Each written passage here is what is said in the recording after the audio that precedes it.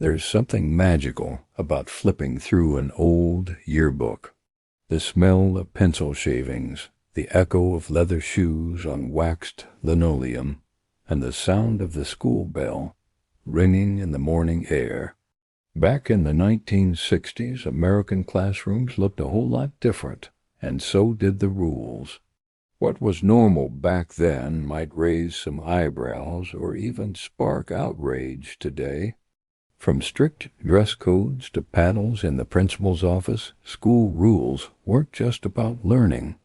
They were about discipline, morality, and even patriotism. Today, we're taking a trip down memory lane to explore 10 school rules from the 1960s that would absolutely shock kids today. 1. The paddle wasn't just a threat. In the 1960s, corporal punishment was not only allowed, it was expected. Teachers kept wooden paddles in their desks, and principals often had their own, proudly displayed like a badge of honor. A misstep like talking back or chewing gum could earn you a trip to the hallway for a quick swat. Parents rarely complained. In fact, most gave the school full permission to discipline their kids the old-fashioned way. Today it's hard to imagine, but back then it was just part of growing up. 2. Dress codes meant collars and hemlines before jeans and sneakers ruled the hallways. Students were expected to dress like miniature adults. Boys wore collared shirts tucked in neatly, and girls couldn't wear pants, only skirts or dresses, often below the knee. No sleeveless tops. No tight clothing. No distracting colors or patterns. The idea was simple. School was a serious place, and your outfit should reflect that. By the 1970s, as fashion loosened up, many of these strict codes faded, but not without protest. 3. Morning prayer and the pledge side by side. Every morning started the same. Students stood beside their desks, hand over heart, reciting the Pledge of Allegiance. In many schools, this was followed by a Christian prayer, often led over the loudspeaker. It was a ritual that shaped the tone of the day. But in 1962, a Supreme Court case, Ennio v. Vitale, ruled that school-led prayer violated the Constitution. Still, for years after, the tradition quietly continued in small towns and rural schools. 4. Girls could be sent home for pants. In many districts, it didn't even matter if it was snowing outside or if your only clean clothes were jeans. Girls had to wear skirts. Some schools even measured hemlines with rulers to ensure they were modest enough. If a girl showed up in slacks, she could be asked to call home and change. Teachers believed pants on girls were unladylike. It wasn't until the late 60s and early 70s that these rules were challenged, often by brave young girls standing up for comfort and equality. 5.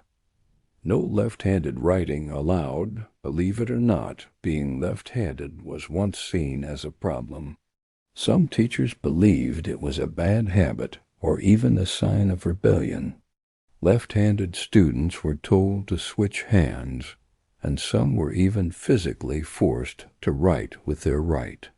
It sounds wild today, but the idea was that conformity meant success. The pressure to correct left-handedness didn't begin to fade until well into the 1970s. 6. Silence at lunchtime. For many students, lunch was less of a social break and more of a silent chore. Some schools enforced quiet lunch periods. No talking, no laughing, just eating. Monitors patrolled the cafeteria, ready to discipline noisy tables. The belief was that lunchtime chaos could lead to poor behavior in the classroom. It wasn't exactly joyful, but it was orderly. 7. Bathroom passes weren't optional. Need to use the restroom? You better raise your hand, ask politely, and take the hall pass, often a giant wooden paddle or a clunky laminated card. Wandering the hall without one could land you in big trouble. Some schools even had sign-out sheets with the exact time you left and returned. Privacy and trust weren't the priority, control was. 8. No talking in the halls ever. Hallways weren't for chit-chat.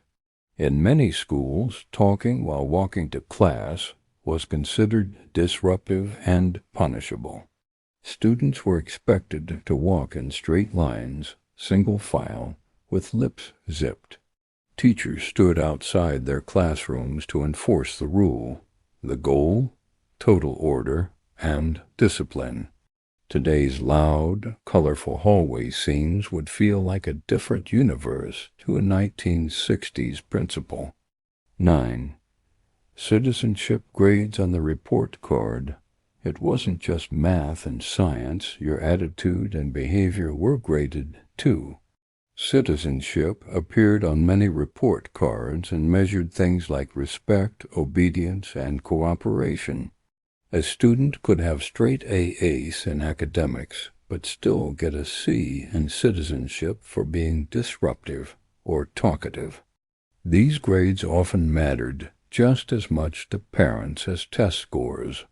In many ways, they were a reflection of the era's values. Manners and morals came first. 10.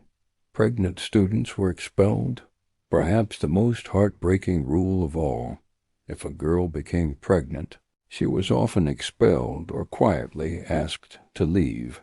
The belief was that her presence would be a bad influence on other girls. There was little sympathy or support, and most schools didn't offer alternative education. It wasn't until the late 70s and early 80s that policies began to change, recognizing young motherhood without shame. After a warm closing, times have certainly changed, and maybe that's a good thing. But there's something about those old rules, however harsh, that reminds us how far we've come. Did you or someone you know go to school in the 60s? What rules do you remember? Tell us in the comments. We love hearing your stories. And if you enjoyed this trip back in time, don't forget to like, subscribe, and ring that little bell for more nostalgic dives into America's past. See you next time on American Rewind.